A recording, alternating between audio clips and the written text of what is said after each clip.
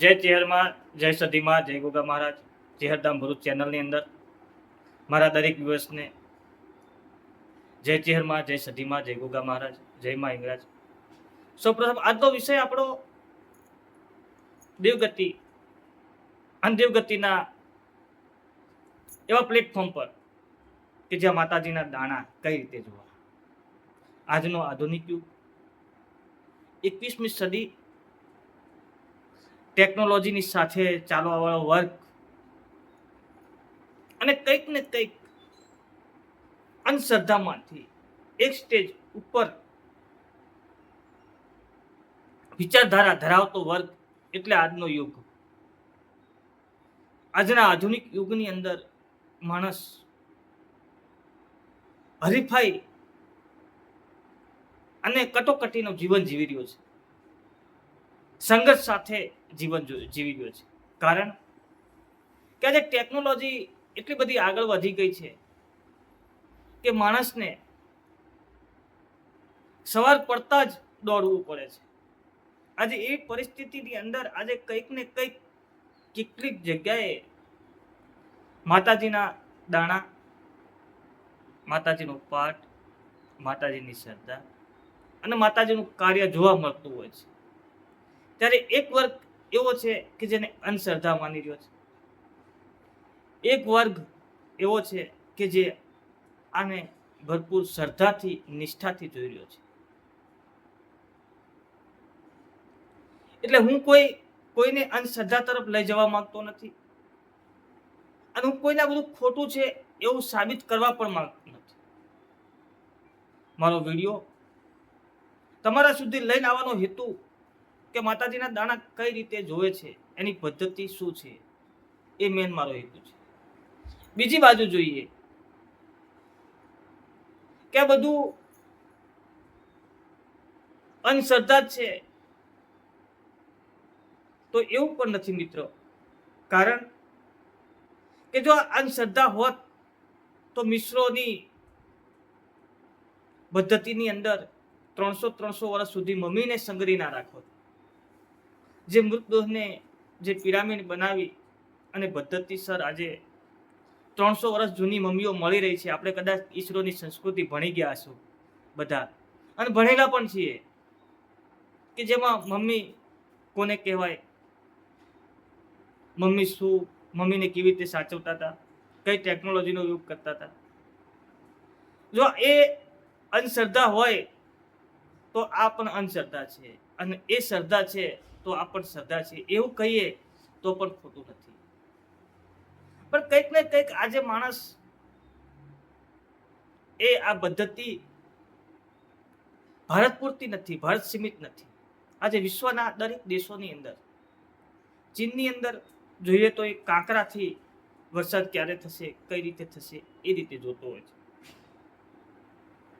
જ્યારે સાઉથ આફ્રિકાની અંદર સૌથી વધારે તંત્ર મંત્ર સાધના ક્રિયા જો ચાલતું હોય તો એ સાઉથ આફ્રિકા છે. અને સાઉથ આફ્રિકાની અંદર એક બોરની પદ્ધતિ છે જોવા માટેની. એવી જ રીતે આપણા ગુજરાતની અંદર વાત કરીએ, આપણે આગળ નથી જવું તો ગુજરાતમાં અલગ અલગ પ્રાંતની અંદર અલગ અલગ જિલ્લા વાઇઝ, અલગ અલગ એરિયા વાઇઝ અલગ અલગ રીતે જોતા હોય છે. આ જોવાની પદ્ધતિ જેને માતાજીનો પાઠ અથવા ઘણી જગ્યાએ દાણા, દેશી ભાષામાં શબ્દનો પ્રયોગ કરતા હોય છે કે તમે માતાજીના દાણા જુઓ છો. દાણા શબ્દ પ્રચલિત થયો છે. ઘણી જગ્યાએ માતાજીનો પાઠ માંડવો એવું કહેતા હોય છે, ઘણી જગ્યાએ માતાજીનો જોહ કહેતા હોય છે અને ઘણી જગ્યાએ અલગ અલગ પદ્ધતિથી અલગ અલગ રીતે જોતા હોય છે. જોવાની પદ્ધતિમાં કોઈ ઘઉંના દાણાથી જોતું હોય, કોઈ માળામાં જોતું હોય, કોઈ જુવારની અંદર જોતું હોય છે, કોઈ દેજથી જોતું હોય છે, કોઈ નખની અંદર જોતું હોય, કોઈ માતાજીના દીવામાં જોતું હોય, કોઈ આંકડામાં શબ્દોથી જોતું હોય છે, કોઈ સંખ્યાથી જોતું હોય છે. એ જોવાની પદ્ધતિ બધાની અલગ અલગ પ્રાંત પ્રમાણે પોતપોતાની ભક્તિ પ્રમાણે અલગ અલગ રીતે છે. પણ જે દેવગતિની અંદર આજે હું મારા ખુદના વખાણ નહીં કરું, પણ એક પીએચડી કહેવાય માતાજીની સચોટ જોવાની રીત તમારા સામે લઈને આવ્યો. સૌ પ્રથમ જોવા માટે તો પહેલા તો આપણે જેવી રીતે અક્ષરનું જ્ઞાન મેળવવું હોય, ક ખ ગ શીખવો પડે છે, એવી રીતે આની અંદર વેણ, વધાવો, વચન, અઢી, દોઢ, 5ની કલમ, 2.5ની કલમ, ધીજ જેવી બાબતો શીખવી પડે છે.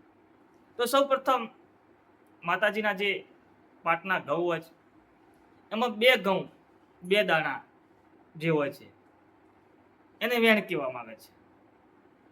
જ્યારે એકી સંખ્યામાં 1 કણ બને તો એને વધાવો કહેવામાં આવે છે. હવે જ્યારે 2 ચપટી ભરી અને અલગ અલગ રીતે મૂકે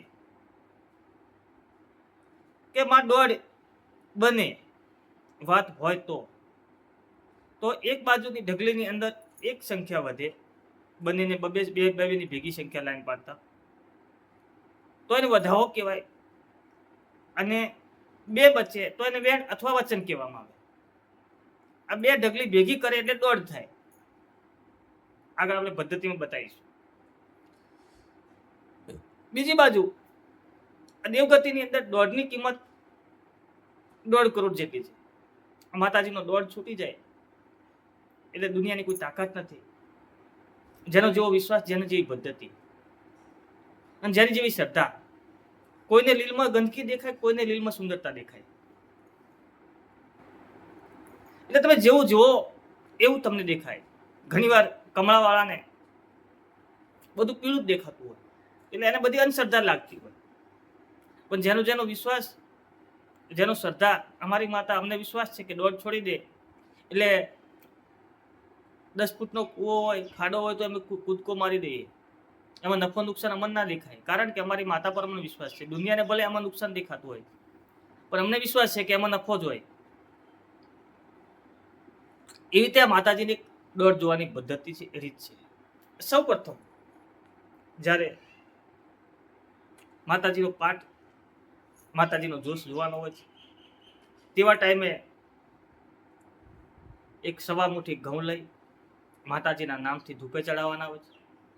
અને માતાજીના નામે ધૂપે ચડાયા પછી માતાજીને અને જે પાટની ધડિયાની માતા હોય એ માતાને પાટ પર બોલાવવામાં આવે છે. એ માતા પાટ પર આવી જાય એટલે કુળદેવીને પાટ પર બોલાવવામાં આવે છે. આ કુળદેવી પાટ પર પધારી જાય એટલે ગણપતિને પાટ પર બોલાવવામાં આવે છે.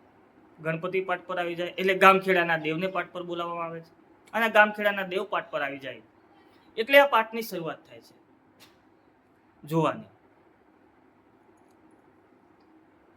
આ આપણે માતાજીનો પાઠ જોવાની શરૂઆત છે. વિસ્તાર પ્રમાણે આ ભાગ 1, ભાગ 2 એ રીતે આપણે બનાવતા રહીશું. આગળ જો તમારી ઈચ્છા, તમારી કોમેન્ટ છે કે માતાજીની પાઠ જોવાની પદ્ધતિ કઈ રીતની, માતાજીની દુઃખ ગોતવાની રીત કઈ, કેવી રીતે માતાજીનું દુઃખ ગોતવું, અથવા કઈ કલમથી શરૂઆત કરવી, એ રીતના આગળના વિડીયો જોવા હશે તો આપણે ભાગ 1, 2, 3, 4 એવી રીતે ઘણો બધો લાંબો વિષય છે. તો બધાને જય ચેહરમાં, જય સદીમાં, જય ગોગા મહારાજ. આ પાઠ જોવાની પદ્ધતિ તમને ખ્યાલ આવી ગઈ છે, કેમ જોવાય છે, શા માટે જોવાય છે. દોઢની કલમ એ મહત્વની કલમ હોય છે. દોઢ આપે ત્યાંથી બધી વાત ચાલુ થાય છે. પછી દોઢ અને 1 વચન એટલે અઢી થાય છે. 3 વચન અને 2 વધાવા એ 5ની કલમ થાય છે. અથવા 5 હાથે વેણ એટલે 5 વ્યક્તિઓ અલગ અલગ ચપટી ભરી એક પાટ પર મૂકે એટલે 5 હાથે વેણ કહેવાય. અને 5 હાથે વેણ એટલે 5 વેણ બન્યા કહેવાય. આવી રીતે ઘણી બધી રીતો છે માતાજીને જોવાની. તો જય ચેહરમાં, જય સદીમાં, જય ગોગા મહારાજ. આ માતાજીનો પાઠ જોવાની રીત તમને ખ્યાલ આવી ગઈ છે. માતાજીનો પાઠ કઈ રીતે જોવાનો. તો આવી દેવગતિની અવનવી વાતો, દેવગતિના અવનવા વિચારો લઈ શ્રદ્ધા સાથે તમારી સામે આવતો રહીશ. જેવી જેવી તમારી કોમેન્ટ હશે એવા એવા વિડીયો બનતા રહેશે. તો ફરીથી જય ચેહરમાં, જય સદીમાં, જય ગોગા મહારાજ. રજા લઉં છું. નેક્સ્ટ વિડીયોમાં મળીશું ભાગ 2 ના રૂપે. તો વિડીયોને પૂરતો ન્યાય આપજો, શેર કરજો, સબસ્ક્રાઈબ કરજો અને આવા નવા દેવગતિના વિડીયો જોવા માટે અમારી ચેનલમાં જોડાઈ રહેશો. જય ચેહરમાં, જય સદીમાં, જય ગોગા મહારાજ, જય મા હિંગળાજ.